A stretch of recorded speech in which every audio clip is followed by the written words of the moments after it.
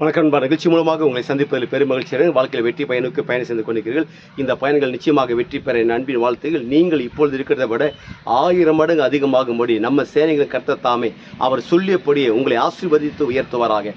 நல்லா கவனிச்சு பாருங்கள். நிறைய பேருடைய வாழ்க்கையில் வந்து ஆசையோடு விருப்பத்தோடு தியாகத்தோடு கூட வாழ்க்கையை ரன் பண்ணுறாங்க. அவங்க செய்கிற வேலையாக இருக்கட்டும், வியாபாரங்கள், தொழில்கள், ஊழியங்கள், இன்னும் பல தரப்பட்ட டிபார்ட்மெண்ட்டு, அரசியல்கள், சினிமா துறைகள், இன்னொன்று என்ன டிபார்ட்மெண்ட் இந்த உலகத்தில் இருக்குதோ அத்தனை வேலைகளையுமே படிச்சிருக்கிற ஐடி கம்பெனி ஒர்க்காக இருக்கட்டும், எந்த டிபார்ட்மெண்ட் ஆல் ஒர்க்கு டிபார்ட்மெண்ட்டாக இருக்கட்டும், எல்லாமே ஒரு காலகட்டம் வரும்போது பாருங்கள், சில பிரச்சனைகள் போராட்டங்கள் என்று அவைகளை சந்திக்க நேரும் போது இவங்க டக்குன்னு டயர்டாயிறாங்க. இந்த டயர்டாகும்போது என்ன ஆகுது என்றால், அந்த பிரச்சனை போராட்டங்கள் எதிர்கொள்ளும் பொழுது இவங்க அடைந்து கொள்ள வேண்டிய வெற்றி வந்து அடைய முடியாமலே கால தாமதமாகிறது. சில பேர் வெற்றி அடையாமலே இந்த உலகத்தை விட்டு கடந்து போகிறாங்க.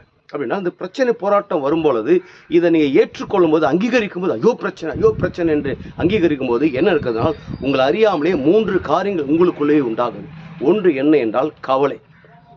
இந்த கவலை என்ன பண்ணுது? அதை குறித்து கவலைப்பட வைக்கும், அதை குறித்து சிந்திக்க வைக்கும். இந்த கவலை என்ன பண்ணுது என்றால் பயத்துக்கு நேராக கொண்டு போய் நிற்க வைக்கும்.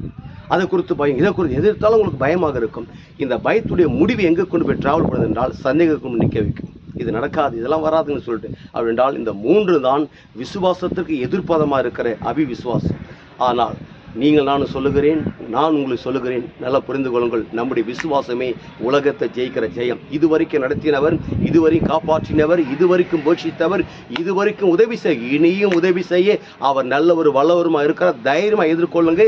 நீங்கள் தைரியத்தோடு இருந்தீங்கன்னா நீங்கள் எதிர்பார்க்குற நன்மை நிச்சயம் உங்களுக்கு நடக்கும். அப்படி நடக்கும்போது என்ன நடக்கும் என்றால், ஒட்டுமொத்த உலக நாடுகளுக்கு நம் ஆண்ட இயேசு கிறிஸ்து உங்களை கடன் கொடுக்கும்படியாக வைக்கிறார். நீங்கள் வற்றாத நீரூற்றை போல் இருப்பாய் என்று சொல்லி உங்களிருந்து விடைபெறுகிறேன்.